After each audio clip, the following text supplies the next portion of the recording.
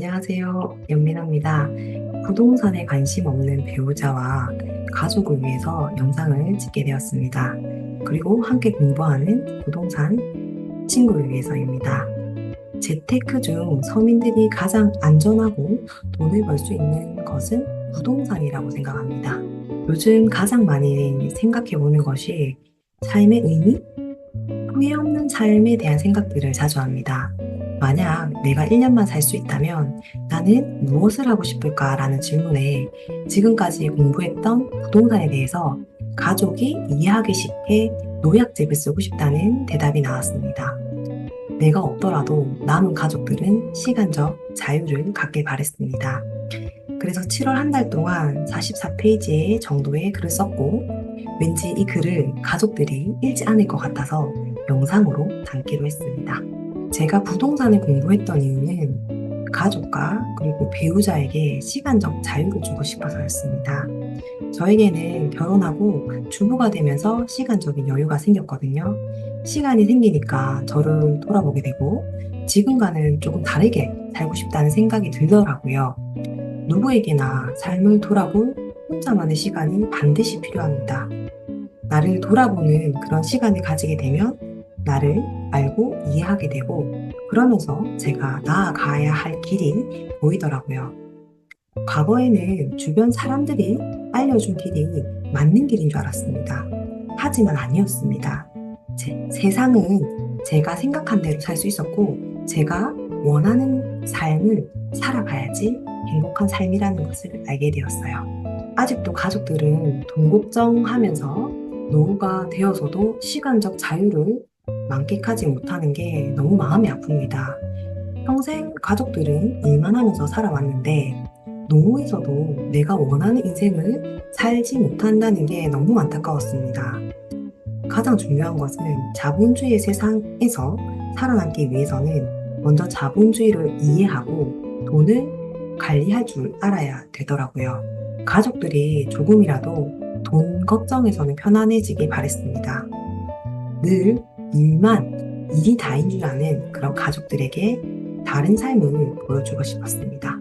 인생은 한 번이잖아요. 죽음 앞에서 두렵지 않고 싶었고 지금 그 길을 향해서 저는 성장하고 있습니다. 가족들도 그러길 바랬고 그러기 위해서는 돈과 시간이 필요했습니다. 돈이 다가 아니라 나답게 살기 위해서는 우선 돈이라는 게 있어야 되더라고요. 적어도 아파트를 언제 사고 팔지를 알면 잃지 않는 투자를 할 수 있습니다.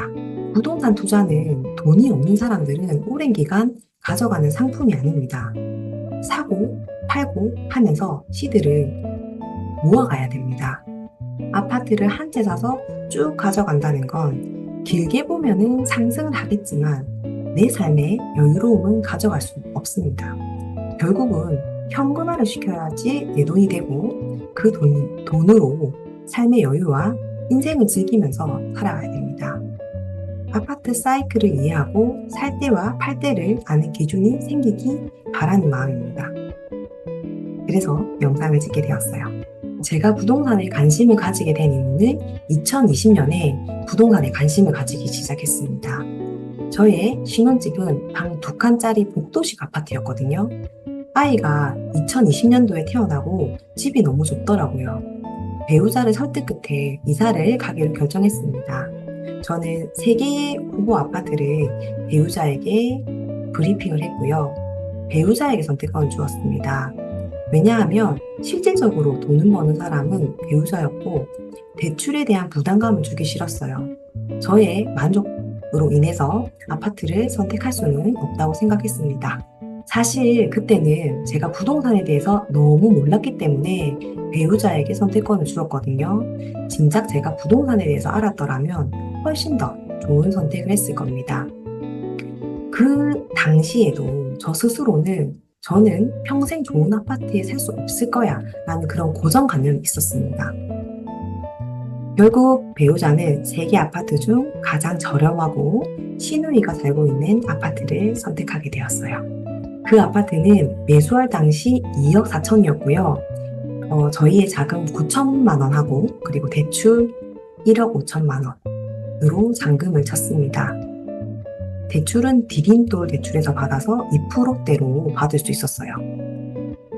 2020년 8월에 이사하고 1년이 지나서 2021년 9월쯤에 3개 아파트가 다른 금액으로 올라 있더라고요. 첫 번째 1번 아파트는 3억 8천에서 5억 4천, 1억 6천이 올랐고요. 두 번째 아파트는 3억에서 6억, 3억이 올랐더라고요. 그리고 세 번째 아파트는 2억 4천에서 2억 8천인 4천만 원이 올랐습니다. 안타깝게도 저희는 세 번째 아파트에 살고 있었죠. 이때 내가 놓친 건 뭘까? 1억 모으는데 저는 10년이라는 세월이 걸렸거든요. 정말 이사만 잘해도 노동의 돈보다 더 벌 수 있겠다라는 생각이 들었고 좌절 그리고 희망이 생겼습니다. 그 계기로 부동산에 관심을 가지게 되었고요. 이사 경험을 통해서 제가 놓친 것들을 알게 되었습니다. 적은 세대수, 연식, 커뮤니티 없었고 위치 등이 있었고 그보다 더 중요한 것은 사이클이었습니다. 이 계기로 부동산 공부를 시작해야겠다고 다짐했습니다. 처음에는 부동산에 대해서 전혀 몰랐기 때문에 유튜버, 강의하는 사람들의 이야기를 100%, 200% 믿고 흡수하고 행동했습니다. 지금 돌이켜보니까 다 믿으면 안 되는 것도 알게 되었어요. 부동산 시장은 누군가가 투자를 잘해서 그렇게 된 게 아니라 시장이 좋아야 올라가는 거더라고요.